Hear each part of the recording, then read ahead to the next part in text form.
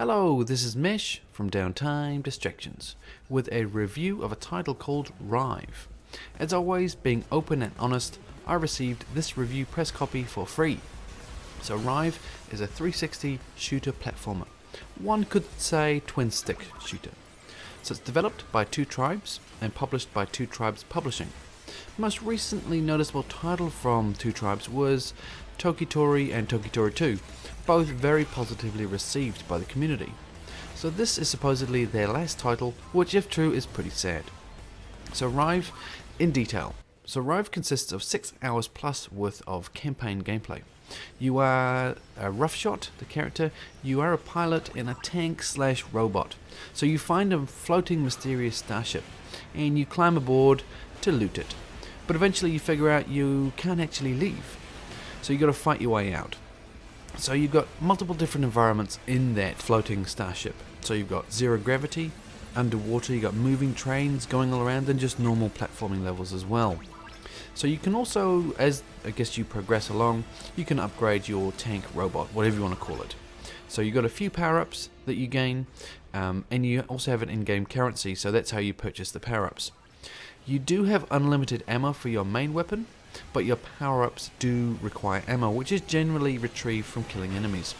You also gain hacks every now and again. So a hack is an ability to take control of an enemy, and so you can gain, I guess, a little healing robot, or a little attack robot, or even, I guess, a bigger robot as well, which is pretty cool. Now there's definitely a story going on, but for me the story is more, I guess, the communication between yourself and the antagonist, the space butler. So it's interesting discussions between them, but I guess the main story is you arrive and then you have to leave, and there's, I get a bit of a twist and turn here and there as well. So we have a few different modes coming to the release copy. For me, with the press copy, I only had access to the hardcore mode, but upon release you'll have a speedrun mode and also a single credit mode as well. So let's take a quick squiz at the options menu, then I'll just do a bit of a brief summary on my thoughts on the game. Okay, so here we are in the settings menu. So let's start with the top one, which is sound levels. So very good to see we have 3 different adjustable options for music, one for effects and one for voice. So that's perfect. There's no reason to even go on this anymore. That is exactly what you need. Exactly what you need. So video options, video resolution. So this is how you change the resolution. Not ideal really, it's in percentages opposed to actually a proper resolution as in 1920 by 1080 or something like that. I mean, it's usable, but just the reference there is not helpful for PC gaming especially. I mean, it all works. I'm not going to change it because it flickers the screen, but it is there, it does work. Just the reference there is strange. I don't know why they would have done that. And I guess regards video options, the only other thing we can do is full screen on or off and screen shake on or off. So for visually, those options, I mean, whilst it's adequate, it's definitely not enough. There's no option there to change to another screen. I mean, you could probably minimize it and do it manually. It's always something handy, and also there's just more options in there. It's really required for PC gaming because there's so many variations on people's PC rigs that they want to tweak the options. That's the whole purpose. So always good to have more than less in there. We do have rebindable keyboard, and we have controller, and the mouse and keyboard work perfectly fine in the menu system as well, so that's quite nice, and you can reset all progress. The last thing here is language. So what do we have? A few options, so that's very good for anyone that speaks these other languages as your primary language. Very handy. So that is really the settings menu in a nutshell, and let's just, I guess, start the summary of graphics, audio and gameplay. Okay, so let's start with graphics as I always do. So graphically, it looks very good. Very good quality backgrounds. I really like the parallax scrolling. It's done very well. The game visually looks, whilst looking retro in its design, it has a really nice polish to it. So the animations, the lighting, the explosions are all of a really good quality.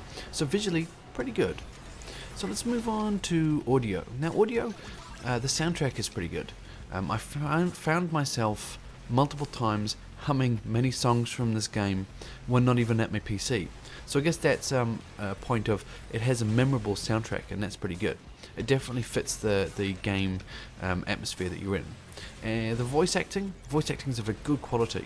It might not be for everybody, as sometimes the protagonist, I guess, Roughshot, can be a bit annoying, but for me it was okay, but I could understand if people are annoyed by him. So the gameplay, the main core to any game, the pith of the game is the gameplay. So a good level of difficulty, difficult, that's for sure. At some levels I really got stuck for quite some time. For me it's good because that's, I think, what a game should be like. But some people might find it too difficult in that manner, but for old school gamers they'll definitely like that. And it's very reminiscent of old school titles as well. In the game I really like it, it drops constant references to old school gaming and is a homage to them in many ways also, which is nice. So you can tell, very experienced developer, and it really shows with this title. So we got 6 hours of solid gameplay and interaction and script, story.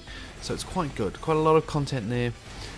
We've got multiple game modes, so there's replayability. You got a bit of a leaderboard as well. If you're interested in that for a game like this, so trying to do speed runs and stuff like that would be quite interesting. Interesting game mechanics, fun game mechanics as well. And it's a good script between the main characters. There's a banter there, which is good, and it's interesting as well. Whilst the story isn't massively complex, it's there, it exists, and the banter between the two characters is probably the main part of it. And also it has a few tongue-in-cheek references to modern gaming, which I like, which kind of, if this is their last title, they've done it in a way which is good, because every now and again an industry needs to remember where they've come from, and things like this are a reminder just where they've come from and where they're going, and it's quite good for an honest comment like this every now and again. And this game has it as well, so it's quite nice. So yeah, solid gameplay, interesting characters, great sound, good visuals, fun game. It's all round a solid title. So Rive is coming to Steam on the 13th of September. It's also coming out to the PlayStation 4, the Wii U and Xbox One. You might want to double check on the release date on that, but I imagine it will be a similar time. The price on Steam will be $14.99 US, or your regional equivalent. So I'll wrap things up here. I hope you enjoyed the video. I hope you've gotten out of it enough information to know to purchase or not. I for one say this game is good. The price is right for the amount of content you have, and it has some replayability there, and it's just an overall nice solid game. So yeah, thumbs up if you liked the video, thumbs down if you didn't, obviously. Please leave me some feedback below if you picked it up or if you're going to pick it up, and share the video if you liked it, and subscribe for future content from myself. And until next time, cheerio.